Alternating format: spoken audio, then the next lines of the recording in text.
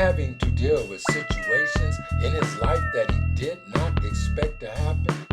Things can change. You can, in a split second, change.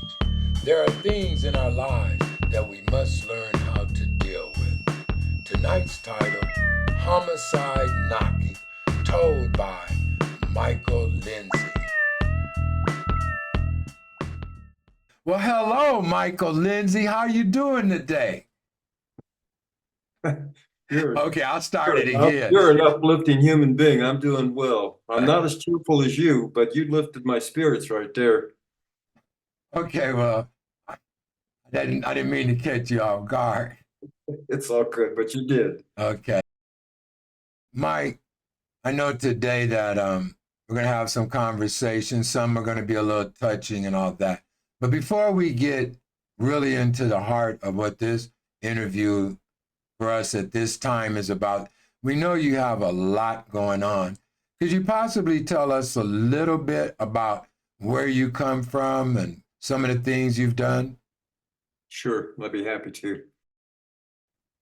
I think that you have to actually go back a long way. And I was raised in a poor family, 7 kids or 5 kids and 2 parents in it was a 2-bedroom home that they turned into a 4-bedroom home.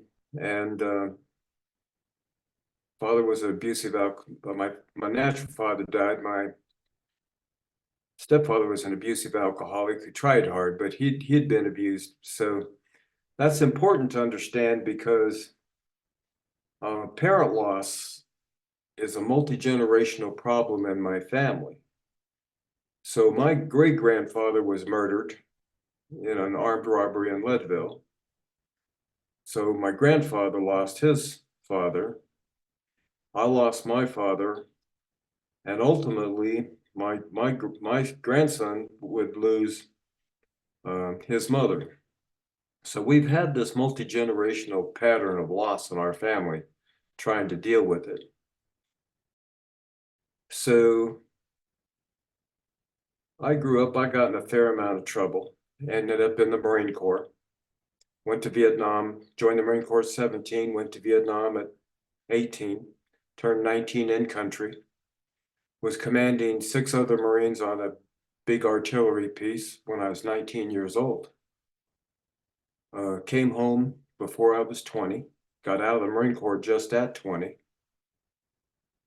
And then I wandered around for 10 years,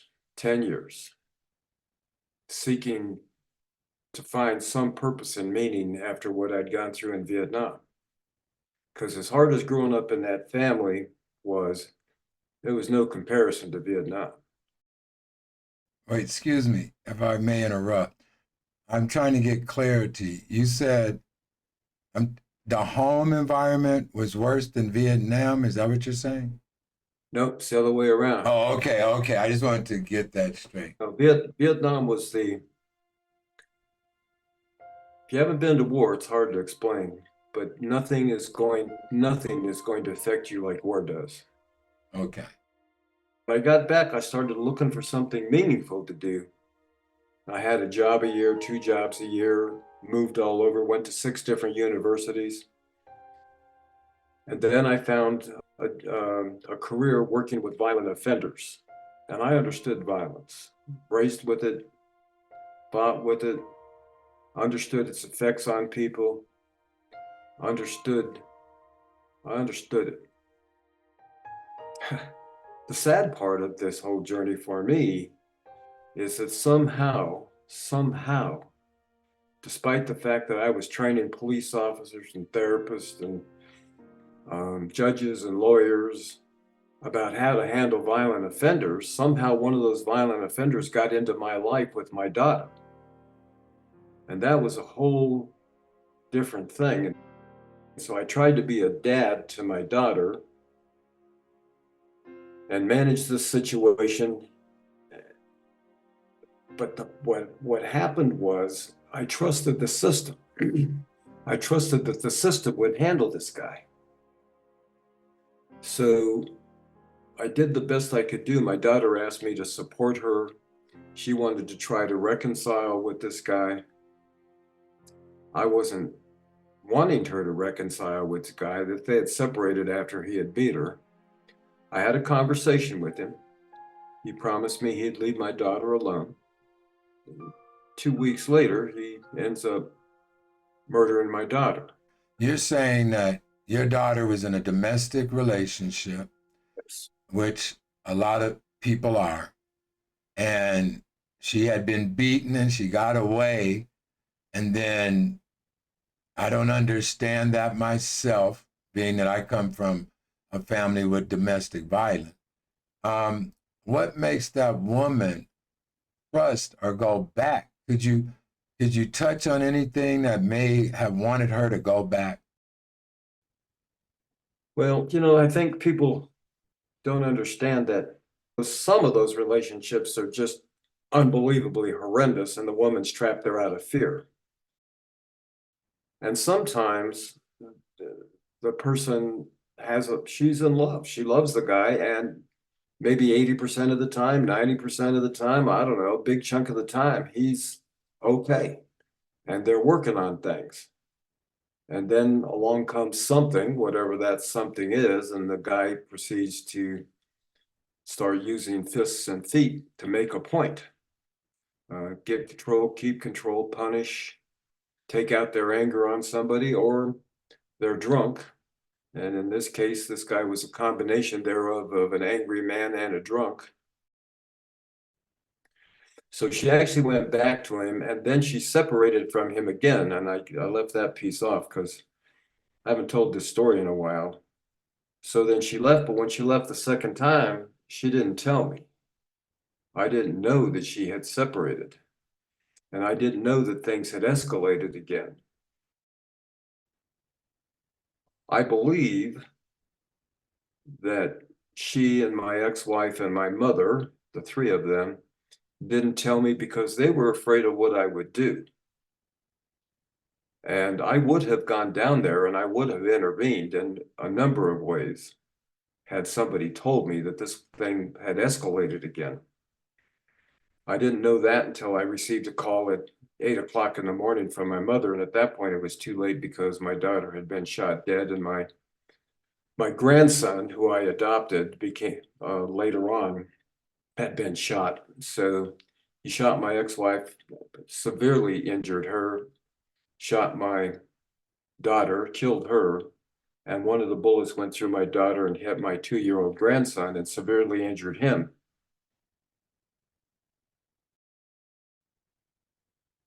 Wait, this is serious.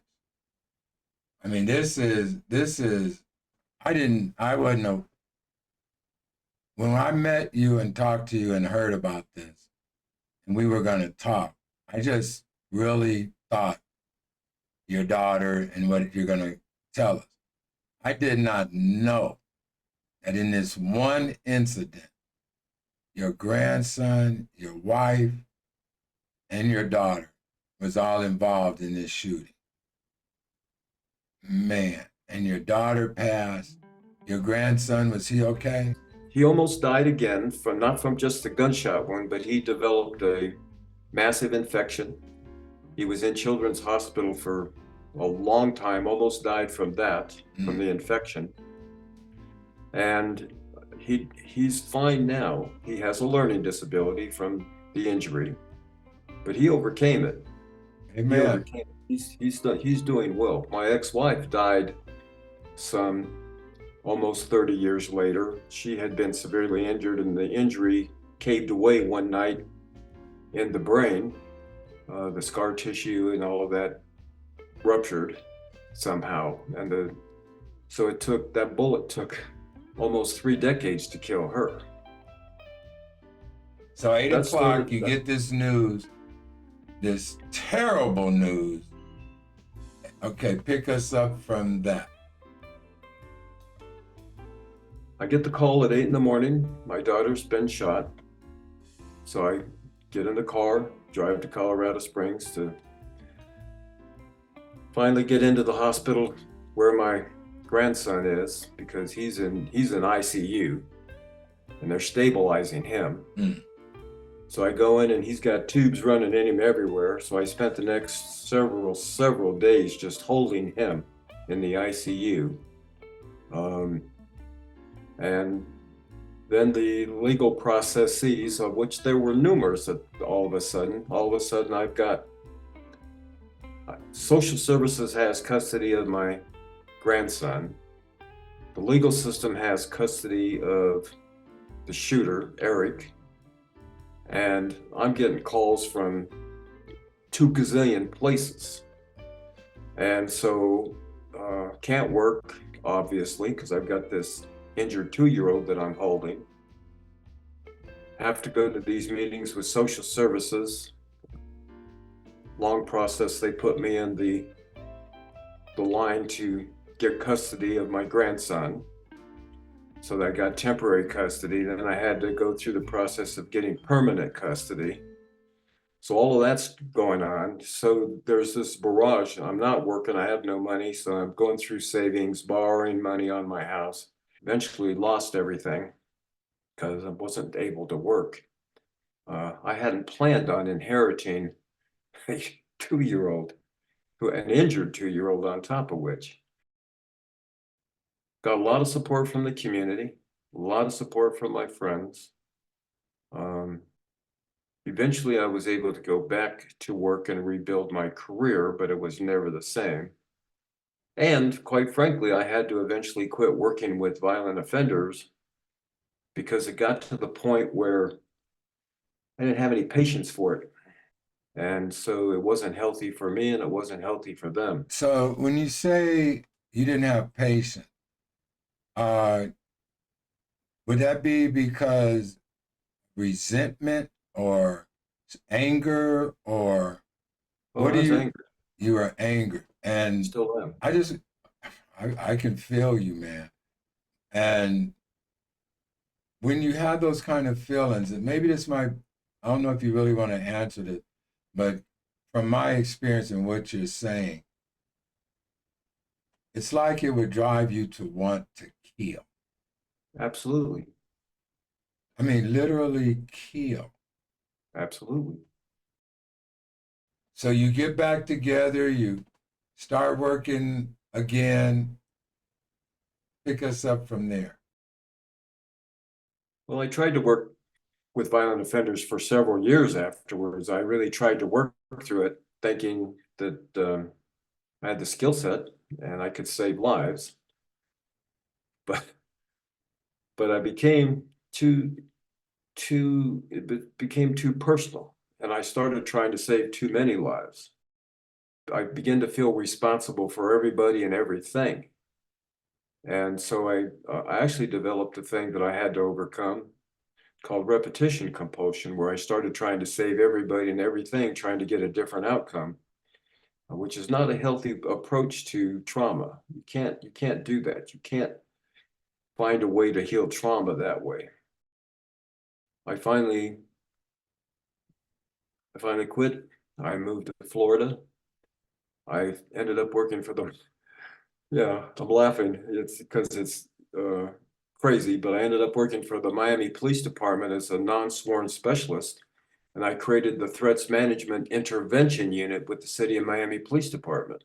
Okay. And so now I'm not a therapist, but now I've set up systems where I'm actually working with police officers to hunt down, track down dangerous people and taking them off the street. So now I've got a full bore war going on. It's me against all the criminals and crazy people in Miami, some of which who turned out to be police officers. Real. So I found out about some corrupt police things that were going on, and I went after them because I had a compulsion. I couldn't leave anything alone. If I saw a dangerous situation in a gas station, which I did, in my apartment, which I did, on the street corner, which I did, I'd get involved. And it was a miracle that I wasn't shot and killed, because I got myself involved in some, let's just say, high-risk situations because I couldn't leave things alone. You say you couldn't leave things alone. Do you feel that, like seeing somebody being abused or seeing somebody taken advantage of like that. That just hit a certain spot in you that you didn't care no more. You didn't care. They had a gun, whatever they're doing. Mike's coming to the rescue. Correct. And if you were at risk, and it could be any number of risks, I would try to save you. You know, whatever it took, whatever it took. I was involved in some episodes where it wasn't going to go well for me if it went south. And finally, one day it did go south, and I ended up getting pistol whipped, and I got 10 plates in my head from being pistol whipped. I think one of the things I would like people to understand is that once violence comes into a person's life, whether you're a battered woman, a rape victim, an assault victim on the street, a homicide survivor, once that enters your life and impacts you, it's a transformational process. It's only a question of how big a transformation. I was a combat Marine, so I had this attitude that I could handle stuff, right? Felt compelled to handle stuff. I still feel compelled to be involved. As you know, I'm trying to organize a thing called KTIP, Communities Allied to End Preventable Deaths. It's just that I'm not, at this point, putting myself out in the street at the pointy end of the spear, more of an intellectual organizing kind of a process. And that's an important point when you talk about recovery from this, is identify how it's affected you, think about what you're going to do to recover, and find some purpose and meaning, and continue living. Now, if I'm not mistaken, you not only faced a tragedy like that once of your immediate family, but again, Stepdaughter. Your stepdaughter. Could you talk a little bit about that, please? Well, Chrissy was a brilliant, beautiful young woman. And she had her demons, like we all do. And, but a really vibrant, interesting person. And she moved with her mother far away. The mother remarried, and I stepped back. And one day, Chrissy, and that stepping back is an important point that I'll come back to. Chrissy was at a little card game one day, just playing cards with some people that she'd played cards with forever, having a nice time, nobody bothering anybody. And this woman comes in because she's sort of attached to one of the other people in the card game. And this woman is crazy. So she punches Chrissy in the face. So Chrissy says, "I'm out of here." Gets up and tries to leave, gets out into the street, and the woman runs out, gets in her car, and runs Chrissy over. Wait. She just walks in the party, punches her. Chrissy's leaving, trying to go about her own business. And the woman get in her car and literally run her over. Killed her. And this woman was out on bail. She had killed her husband. She had just killed her husband and slashed some woman's face with a razor. Now, why this crazy, dangerous, violent person's out on bail is a mystery. However, again, the man who killed my daughter, it turns out, I find out later, that he was a parolee from out of state, and he had put a knife to a baby's throat in another state. So the system in 2 states, in 2 situations, failed my family. Neither of those people should have been on the street, neither of them. Okay, but there they were, and they entered my family's life. Should never have happened. This is some of the driving force in me about, okay, we can't trust the system to do this correctly, so we as a community need to begin to think about this. Okay, Mike. You're not talking like vigilantes type stuff, right? I mean, but sort of, kind of. Sound like we the community, that means we need to take charge of some of this stuff ourselves. That's what it Yes. sounds like. Well, now that's as you go. Now we go back. We'll do the time machine, and I'll go back. Okay. Back when my daughter is first murdered, I'm too busy to think about anything. I've got this injured kid. I've got court dates. I've got economic problems. I got issues. So I'm not thinking. I'm just every day trying to handle stuff.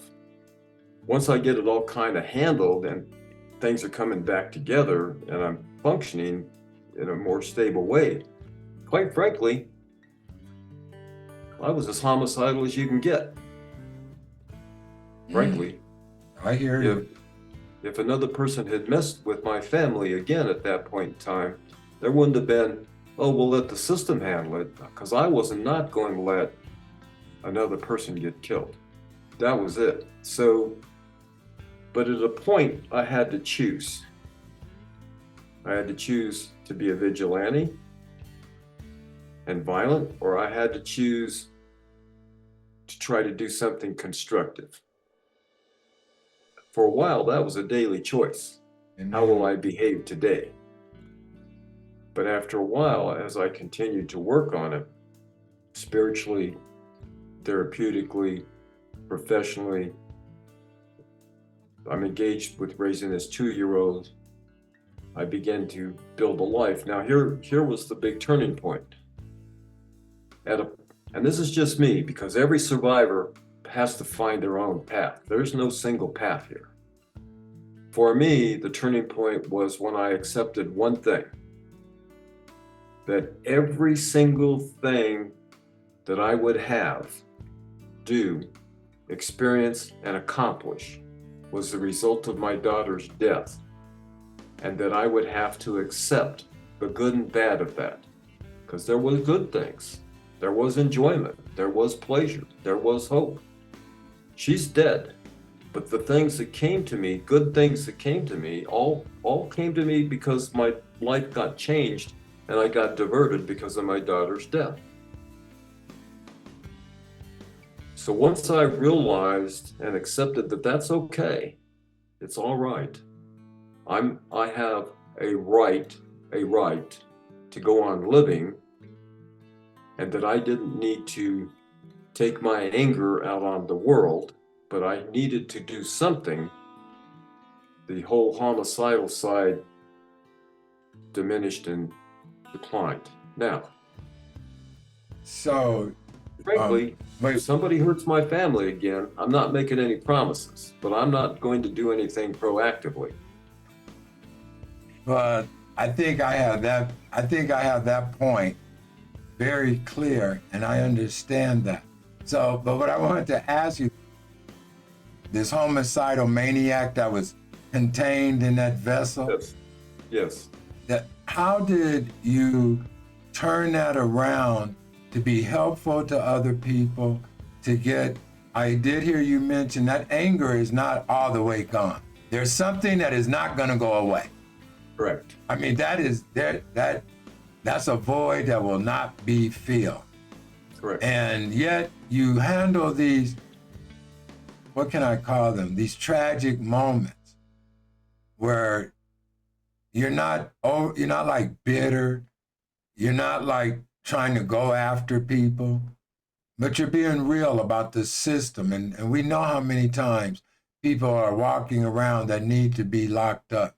I mean, violent people.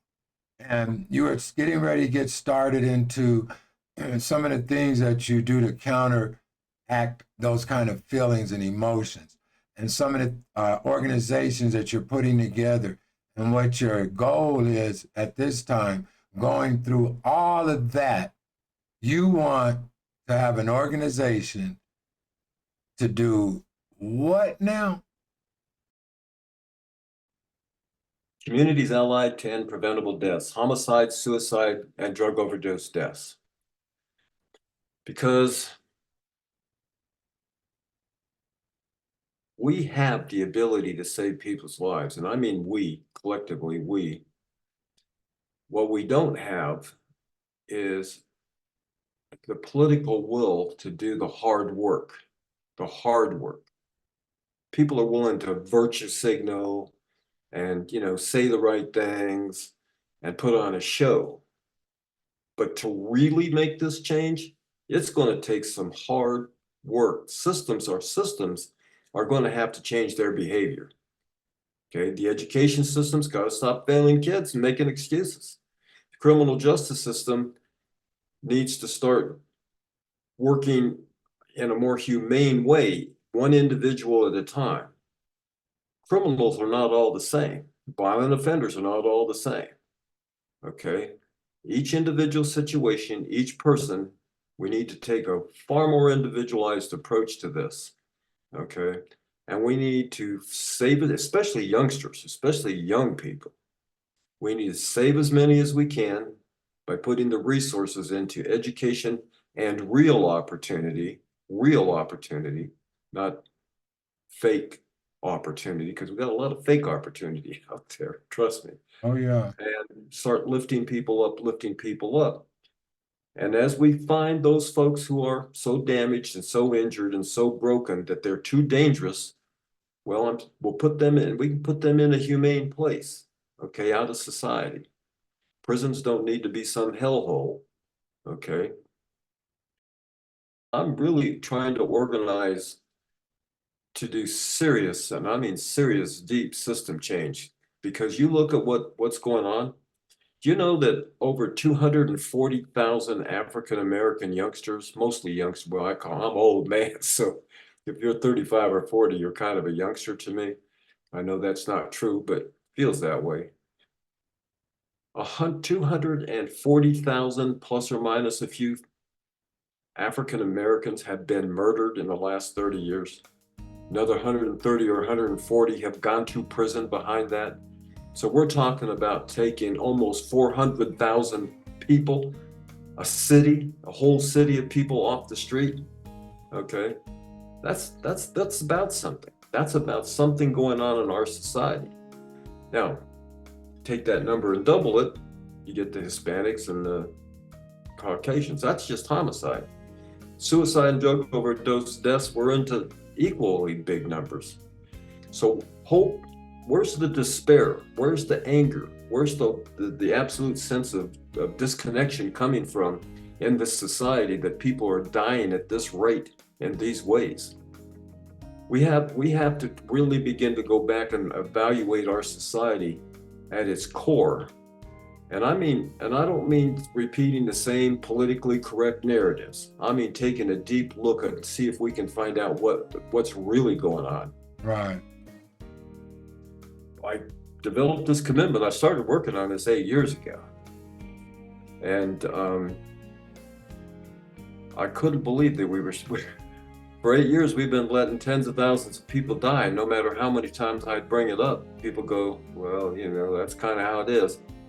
Finally, people are really working hard to put an end to this. And there's some hope coming. We need to work closely together across cities, across counties. Well, that's what H.O.T is. That's kind of, I like that. That's kind of how you and I met, discussing that and how I could be a part of that and how we can kind of start getting the message out that we need to come together as a community, not look at trying to change the world, but we can start changing things right in our community, our city, our neighborhoods. There's things that we can do. And there is a lot of people who have lost hope. There are people that talk about, we look at suicide as like maybe an instant thing. But as I look at a lot of young people, and I say young people as well, a lot of them seem like they have no more hope. It seems like they may not take a gun and end it right now, but the way they're living, the way they're going, you're just killing yourself slowly. You just don't have enough, courage to change your life or just go on and say, I'm done. And to have someone there when you're dealing with violence and the fears and what you mentioned earlier, like with your daughter, it could have been she loved him. It could have been she was scared. You can have a lot of different reasons for why a person allow themselves to be kept in a bondage like that or in a situation like that. And I believe this group that you're starting, I want to help you be a part of it. I want to see how we can get this momentum going. And I believe there's a meeting coming up on Thursday. Was that July 18th? Yes. This particular meeting is a invitation only meeting just because we're trying to build a core group. And then we're going to build out from a core group to a bigger group, which will become more and more of an open communication across county lines.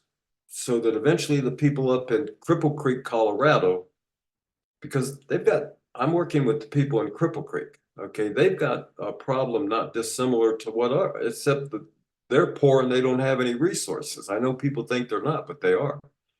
There's a lot of poor rural people in this country that don't have access to the things that people in the big city have. Now, they don't have some of the problems that the big city people have with drive-by shootings and things and gang shootings, but they've got meth and they've got drug deaths and they've got poverty and they've got lack of education and lack of opportunity. We want our kids to have a decent education. We want them to have safe communities. We want them to have access to all kinds of opportunities. Okay, so you talk about people coming here seeking opportunity. Our people are seeking opportunity. So let's really begin to look at getting the resources to where they need to go. We have pockets of poverty, pockets of poverty. Chicago, one weekend in Chicago, 100 people shot, 17 dead and 83 wounded. Why? That's craziness. These people in these situations that have no hope. And they feed them drugs and fear and all of that kind of stuff. But Mike, I am thankful that I have an invitation to that meeting on Thursday, and I'll be there. What I would like, out of everything that you have experienced through these violent deaths, if someone was in that situation, is there any advice or anything that you could give them when their heart is just torn apart and homicide and murder is all in their mind and everything you're looking at, you start to hate? Can you explain how you got over that or give someone some advice? Sure. I give you the exact phrase. If you're out there and you're either at risk of being a victim or you're at risk of choosing to be an offender, there's a phrase, isolation kills. Do not isolate. If you're a victim, don't isolate. If you're thinking about doing violence, don't isolate. Because when you isolate and you're alone with this, bad things are going to happen. You go to a church, you go to a therapy, you go to an emergency room, and you tell people, this is where I am and this is what's happening, and you get help. But the worst thing you can do, the absolute worst thing you can do, is isolate and try to handle all of this on your own. It will end badly, period. Isolation kills. I'm gonna make me a big old t-shirt and that's what it's gonna say. Isolation kills. I wanna share one more thing with you. No, you can share all you need, my brother. You and I had a great political discussion from opposite ends of the political spectrum to a degree. Not really. No, to a degree. To a degree, because we're not at those far ends of that continuum. Okay. But that's what needs to happen. Is people who have disagreements need to be able to sit down and say, not about personalities, but about policies. Let's gather facts. Let's gather information. Let's find out what we're really dealing with. Let's get past all of these political talking points that are thrown around. All these politically correct ideas, whatever they are, left, right, doesn't matter. Each side's got their little talking points, right? Yada, yada, yada. Let's find out what's really going on and let's attack the problem, not the person, the problem. We just saw what happens when somebody decides to attack the person and not the problem. More importantly, let's us get together, you and me, your 10 friends, my 10 friends, have some nachos, some Cokes, some beers, whatever, We can solve it. We can. You and I can find a way. I promise you it's possible. I know we can, my brother, my Republican brother. But you want to put it all like that. There are people that don't want to see people healed. They don't want to see you grow. They don't want to see you prosper. So when we sit down and have this conversation, I'm really looking forward to meeting with you again on Thursday, Mike. I really do want to thank you for taking this time out and sharing this. And I also want to invite you to come back again, because I know you have a lot of other stuff that you would like, that I would like for you to share. Could you I'll be happy to do that. And one of the things we're going to share is the solutions that you and I and the others come up with. Let's do that, because I'm looking forward for that meeting. I'll be there. But my brother, I thank you and God bless you. God bless you too. Be safe. All right. Be safe. Well, another episode of Where Were You? And we would like to thank our guests for this evening. Also want to thank New Me. New Me helps sponsor Where Were You? So go on and check it out. New Me /Arkway. Also, go on and hit that like. Go on and hit subscribe. Go on and hit that share. Go on and leave a comment. And if you find anyone that has a story, let me know. And hey, you bless someone today.